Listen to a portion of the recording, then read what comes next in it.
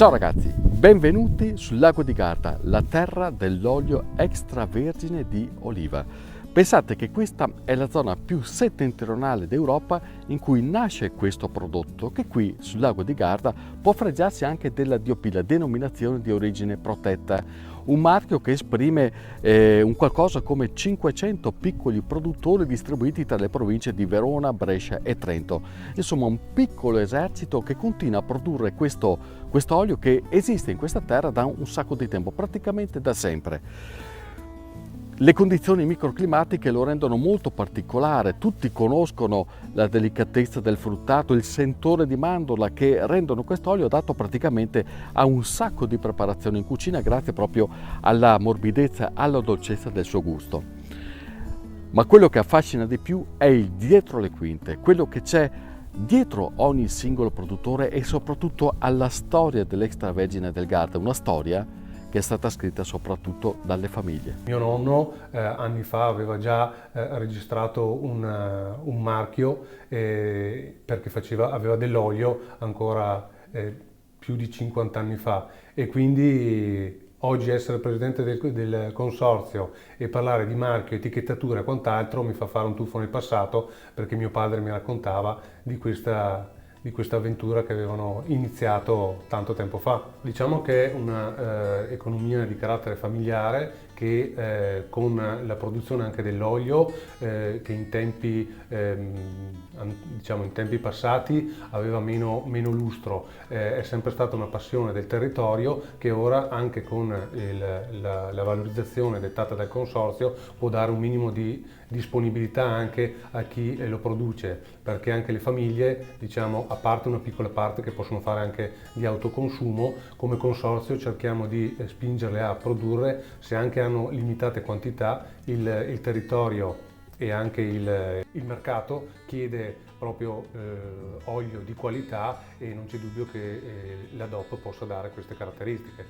Anche perché, adesso senza voler fare né retorica né niente, ma non è semplicissimo vivere solo di olio, o sbaglio? Solo di olio direi che è alquanto difficile, è complementare ad altre attività, giusto anche perché come dicevamo tante olivi vengono piantati tra una cultura e l'altra e la raccolta, la manutenzione durante l'anno e anche le varie potature che devono essere eseguite hanno dei costi e dell'impiego anche di tempo molto elevato che riduce, diciamo, la possibilità economica anche del prodotto finito. La denominazione è Garda, ma in realtà in questo comprensorio i territori sono molto diversi tra di loro da un punto di vista morfologico, perché nel basso Garda sicuramente gli appezzamenti sono più agevoli da lavorare rispetto all'alto Garda, dove invece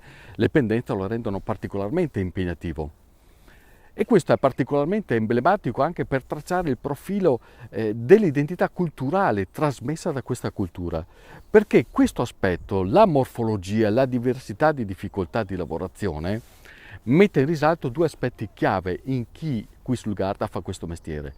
Da un lato la forte passione, che è una componente fondamentale, e dall'altro il ruolo di salvaguardia del territorio. È inscindibile, cioè territorio e gli uliveti. Non possiamo pensare che troviamo un territorio così bello e ce lo ritroviamo naturalmente.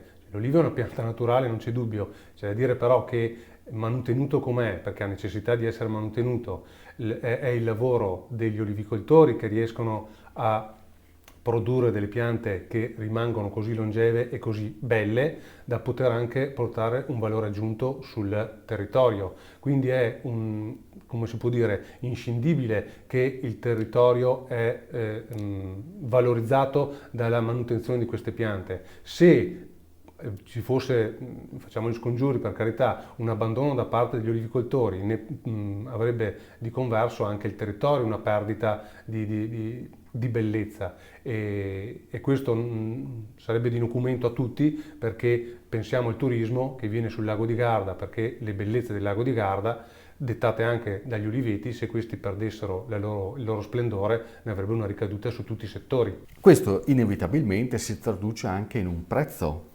al consumo, al consumatore, che non sempre viene capito, o sbaglio? Certo, diciamo che la volontà è quella di cercare di far capire anche al consumatore finale quello che è il prodotto DOP, cioè quindi un'importanza che ha il prodotto. Non è solo una questione di prezzo per spuntare maggior guadagno, è proprio un prezzo dettato da una difficoltà ad arrivare in fondo alla produzione sana, di qualità e durante tutto un anno che presenta varie problematiche. Quindi anche il prezzo che uno potrebbe dire è eccessivo rispetto a un olio normale, quindi guarda un'etichetta soltanto così e vede 5 piuttosto che 15, in una confusione dettata prendo il prezzo di mezzo, magari il consumatore normale dice beh il minimo è così, quello è tanto, allora vado sulla via di mezzo. Non è proprio così, nel senso che la qualità è un'altra cosa.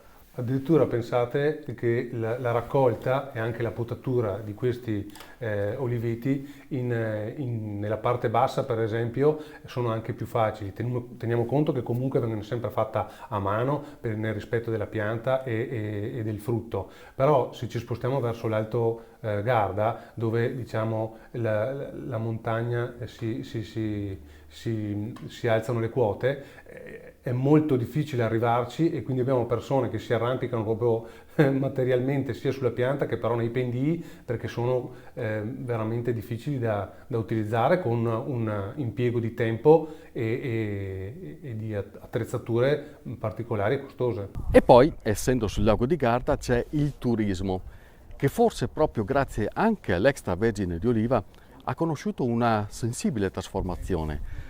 Perché il turista oggi non è più soltanto quello che viene qui per farsi la passeggiata sul lungolago, per carità, legittima, o per accontentarsi di mangiare in riva al lago.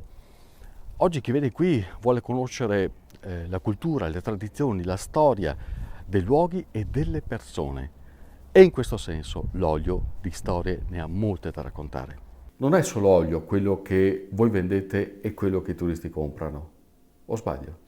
Direi proprio di sì, nel senso che loro cercano un prodotto ma non un olio, perché altrimenti potrebbero rimanersene nel loro paese e comprare qualsiasi tipologia di olio. Si recano sul territorio e è importante la valorizzazione, tant'è che ci rendiamo conto che cercano un determinato prodotto, perché dà determinate sensazioni, dà il piacere di una tavola diversa, da un'insalata che è condita con un determinato olio, gli dà un'emozione, una sensazione, quindi diciamo abbiamo più un valore aggiunto non solo per il fatto che è un prodotto DOP, ma proprio perché rappresenta il territorio e tutti quei turisti che vengono qua vogliono portarsene via un pezzettino.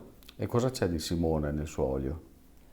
Beh, di Simone nel suo olio c'è una passione che nasce lontana nel tempo, radicata nella famiglia, un tanto tempo dedicato alla pianta e, è brutto dirlo, ma anche denaro, nel senso che per poterla coltivare bisogna investire e non tutti gli anni sono così fruttiferi, diciamo, da poter dare una soddisfazione anche sotto il profilo economico, che purtroppo va bene la passione, però bisogna anche riuscire a sostenerne il costo. E per te cosa vuol dire tornare qui?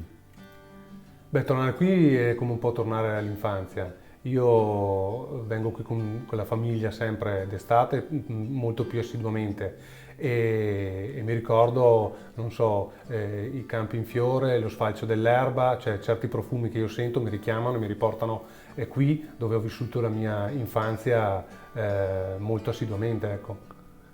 Secondo me questa è quella lì la DOP. Di sicuro la DOP è non solo sacrificio ma anche ricordi e di una pianta che dà queste sensazioni, queste emozioni, e il frutto stesso della pianta. Ma questo è l'olio di quest'anno? Certamente è appena molito, sapevo che venivi e quindi ho preparato qualcosa. Stiamo andando a prendere il salame anche. Che brava gente che è sul lago, veramente. Grazie Presidente.